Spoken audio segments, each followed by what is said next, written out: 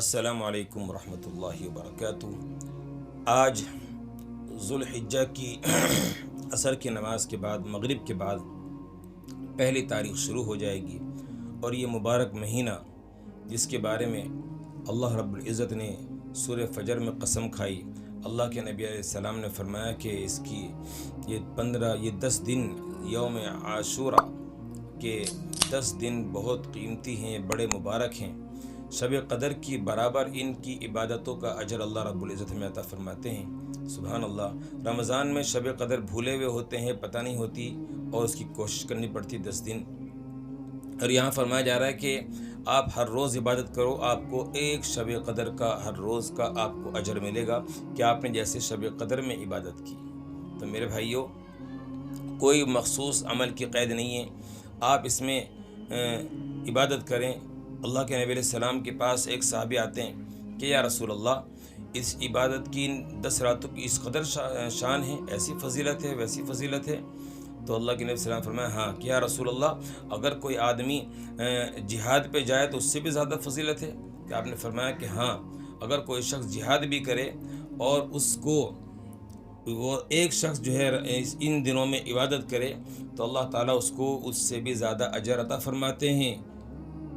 यहाँ तक कि वो मुजाहिद इन 10 दिनों के अलावा जो आदमी हज पर निकला है, अगर वो इस शौक़ इस ज़ौक़ के साथ हज को निकले कि वो माल और दौलत लेके निकले और अपना जान माल लेके निकले और वो इस शौक़ से इस जोश के साथ इस खुशदिली के साथ जिहाद करे कि उसकी जान निकल जाए, उसका सामान जो है अल्लाह के रास्ते में कबूल हो जाए और वो भी शहीद हो जाए लड़ते लड़ते, तो फिर अल्लाह रब्बुल इज़्ज़त को वो अमल उसका ज़्यादा मकबूल है।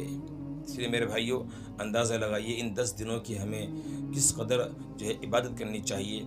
इनमें गुनाहों को छोड़ें, नमाज़ों की पाबंदी करें, ज़िक्र और अज़कार करें, इस्तग़फ़ार करें, कलमा तय्यबा पढ़ें और अल्हम्दुलिल्लाह, अल्लाहु अकबर की तकबीर सदाएँ बुलंद करें। और सहाबा किराम का मामूल था कि जब हज के अय्याम शुरू हो जाते, तो यानी ये महीना जब शुरू हो जाता ज़ुल्हिज्जा का, तो सहाबा किराम बाज़ारों में निकलते और वहाँ खड़े होकर ज़ोर से तकबीर कहते।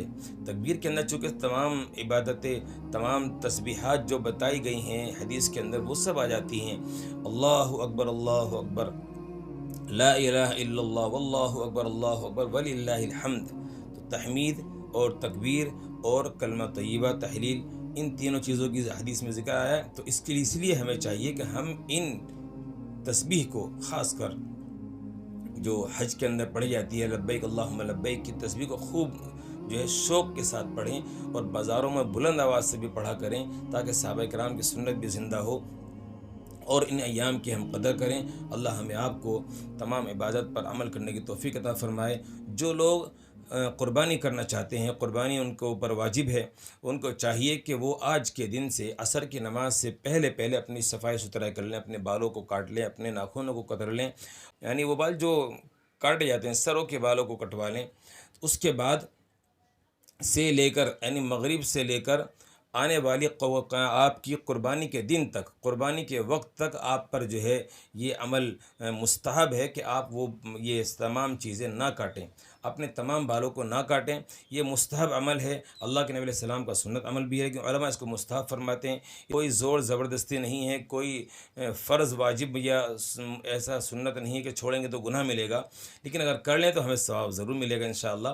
तो इसलिए जो कोई ना करे उसको लान तान ना किया जाए, उसको बुरा भला ना कहा जाए, ये अपना एक शौक़ है। तो इसलिए इंशाअल्लाह हमें चाहिए कि हम तमाम इबादत की कदर करें और इन अय्याम की कदर करें। ख़ासकर इन अय्याम की हमें अल्लाह ने इतनी कदर बताई है, तो इनकी नाक़दरी करने पर हमें अल्लाह ताला नाराज़गी होगी अल्लाह की। हम अल्लाह की नाराज़गी से बचें, यही हमारे लिए सबसे बड़ी चीज़ है।